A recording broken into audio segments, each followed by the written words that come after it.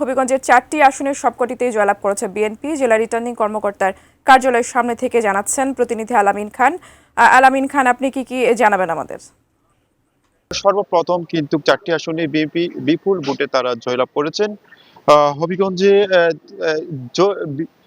বিজয়ের যে ঘোষণার পর থেকে কিন্তু নেতাকর্মীদের মধ্যে আনন্দ ও উচ্ছ্বাস দেখা দিয়েছে। যদি আপনাকে বলি যে হবিগঞ্জে 4টি আসনে যে বিএনপির প্রার্থীরা বিজয়ী হয়েছেন। আমি ভরসা রাখি হিরন স্মার্ট ওয়াটার পিউরিফায়ারে।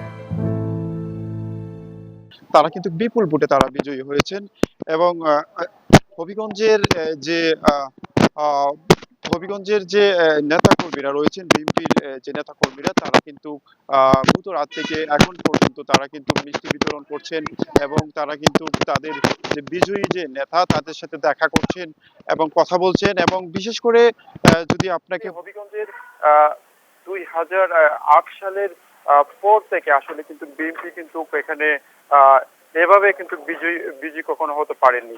যদি আপনাকে বলি যে আসলে চারজন প্রার্থী কিন্তু আসলে বিপুল ভোটে তারা বিজয়ী হয়েছেন।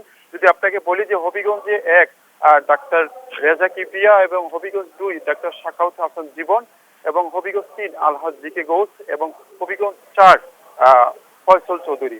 এই 4 জন কিন্তু তারা বিপুল ভোটে কিন্তু তারা কিন্তু নির্বাচিত হয়েছেন। তবে আমরা সকালে যারা নির্বাচিত হয়েছেন তাদের সাথে আমরা কথা বলেছিলাম, তারা আমাদেরকে জানিয়েছেন যে তারা কেন্দ্র থেকে নির্দেশনা রয়েছে, তারা কিন্তু বিজয়ী মিছিল তারা করবেন না। তো হবিগঞ্জ থেকে এই ছিল সর্বশেষ।